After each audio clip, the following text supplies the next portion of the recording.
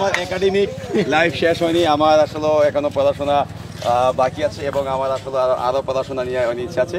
এবং যখনই আমি আসলে এই পড়াশোনা থেকে বের হবো এবং আমি একটা কেরিয়ারে ঢুকবো, অর্থাৎ বাংলাদেশের রাজনৈতিক বাস্তবতা তো অবশ্যই যে আমি একটা উপার্জন করার জন্য কোনো একটা মাধ্যম লাগবে। বিয়ে করা তো আসলে আমার যিনি আমার ভবিষ্যতে বউ হবেন, আমার তো ব্যাগ আছে লেগে চালবেন না, তো সেক্ষেত্রে অবশ্যই আমি চেষ্টা করবো আগে আমার উপার্জনের কোনো একটা রাস্তা হোক, তখন আমি বিয়ে করবো। আসলে সিএলসি ডিপার্টমেন্টে আমরা প্রথম বছর শিক্ষার্থী 2017-18 শিক্ষাবর্ষে এসেছিলাম এবং একটি ভালো লাগার জায়গা হলো সিএলসি ডিপার্টমেন্টে যে প্রথম ছাত্র সংসদ নির্বাচন, সেই নির্বাচনে কিন্তু আমি প্রথম নির্বাচিত বিপি ছিলাম এবং আমি বলতে পারি যে সিএলসি সংসদের বিপি থেকে চাকসুর বিপি বর্তমানে। এটা অবশ্যই আমার কাছে খুব ভালো লাগা একটা জায়গা, কারণ আমার ডিপার্টমেন্ট, আমার হল বা অন্য যারা আছে সবাই তো আমার সাথে স্বতঃস্ফূর্তভাবে ছিল। ডিপার্টমেন্টের আমার ছোট শিক্ষকবৃন্দ, আমার যারা এখনো বেসমেন্ট যদি অনেকের ছাত্র তো শেষ, তো তারাও কিন্তু ছাত্র তো না থাকলেও যে আমার পাশে ছিল বিভিন্ন পরামর্শ দিয়ে, বিভিন্ন সাপোর্ট দিয়ে।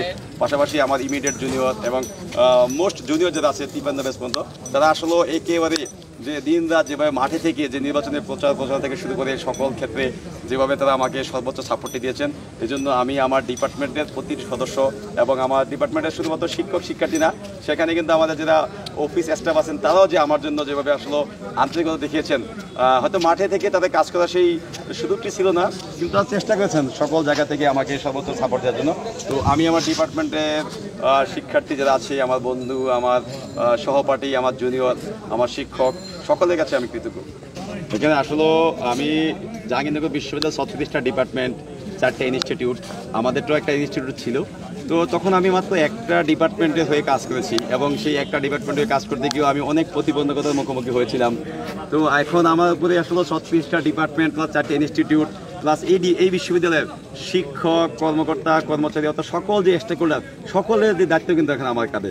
তো আমি চেষ্টা করব যে বিশ্ববিদ্যালয়ের শিক্ষার্থীদের চাওয়া পাওয়াকে অবশ্যই গুরুত্ব দিয়ে কাজ করে যাব এবং যখন দেখি কোনো রকম প্রতিবন্ধকতা আমার সামনে এসেছে, যখন দেখব আসলে শিক্ষার্থীদের আমার পাশে থাকা প্রয়োজন বা শিক্ষার্থীরা আমার পাশে নেই, তো সেই সময়টাতে আমি চেষ্টা করব যাতে শিক্ষার্থীরা আমার পাশে থাকে।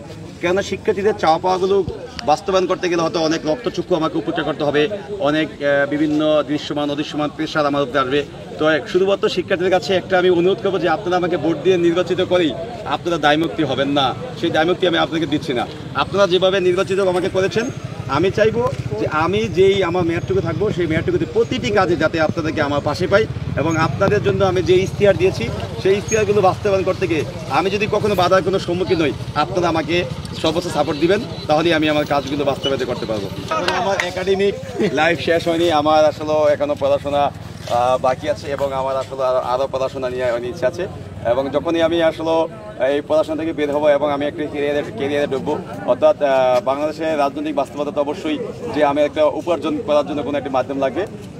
বিয়ে করা তো আসলে আমার যিনি আমার ভবিষ্যতে বউ হবেন, আমার তো ব্যাগ আছে লেগে চালবেন না, তো সেক্ষেত্রে অবশ্যই আমি চেষ্টা করবো আগে আমার উপার্জনের কোনো একটা রাস্তা হোক, তখন আমি বিয়ে করবো।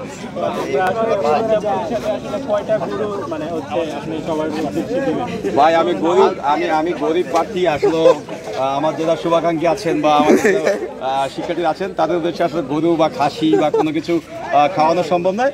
আমি সর্বোচ্চ যেটা করতে পারি যে তাদেরকে আমি এক ভোট ভালোবাসা উপহার দিতে পারি। এই ভালোবাসা ছাড়া কিন্তু আমার দেওয়ার কিছু নেই। এই ভালোবাসা দিয়ে আমি এবং আমি এই যে তারা কিন্তু আগে ভালোবাসেই আমাকে আস্থাভাজন হিসেবে কিন্তু আমাকে নির্বাচিত করছেন। ধন্যবাদ। আমাদের যেখানে আসলে ভোট গ্রহণ হয়েছে, আমাদের প্রতিটি ভোট কেন্দ্রে আমাদের সিসিটিভি ছিল এবং সিসিটিভির মাধ্যমে কিন্তু আমাদের পুরো ভোট গ্রহণের যে সময়টুকু ছিল সেখানে মনিটরিং করা হয়েছে এবং আমাদের দেখেছি ক্যাম্পাসের গুরুত্বপূর্ণ পয়েন্টগুলোতে আমাদের মনিটর ছিল, সেই মনিটরে আমাদের এগুলো কিন্তু যারা শিক্ষার্থী সবাইকে দেখানো হয়েছে। তো এবং যেভাবে আসলে ভোট গ্রহণ পদ্ধতিটি ছিল সেখানে কোনো রকমের যে কারচুপি বা জাল ভোট দেওয়া সেগুলো কোনো সুযোগ ছিল না। শিক্ষার্থীরা স্বতঃস্ফূর্তভাবে লাইনবদ্ধভাবে সারিবদ্ধভাবে সেখানে গিয়েছেন এবং যার যার ভোটাধিকার সে নিজ হাতে প্রয়োগ করেছে এবং আমরা দেখেছি ভোট গ্রহণ শেষে প্রতিটি হল থেকে পুলিশি পাহারায় সেখানে ব্যালট ব্যাগগুলো আমাদের সিনেট ভবনে নেওয়া হয়েছে এবং সেখানে আমাদের যেই এজেন্ট ছিল পোলিং এজেন্ট, সেই এজেন্টের মাধ্যমে আমাদের এজেন্টের সামনে সেখানে ভোটগুলো গণনা করা হয়েছে এবং আমরা মনে করি এই ভোট গণনার ক্ষেত্রে কোনো রকম কারচুপি হওয়ার সম্ভাবনা ছিল না। যে বা যারাই এই সকল অভিযোগগুলো করছেন সেগুলো সম্পূর্ণ একদম ভিত্তিহীন অভিযোগ। তা আমরা মনে করি প্রশাসনের জায়গা থেকে নির্বাচনকে সুষ্ঠুভাবে সম্পন্ন করার জন্য শতভাগ চেষ্টা করেছেন এবং এই নির্বাচনটি আমরা মনে করব যে কিছু বিষয়ে অব্যবস্থাপনা বা ত্রুটি ছাড়া নির্বাচনটি যথেষ্ট সুষ্ঠু হয়েছে।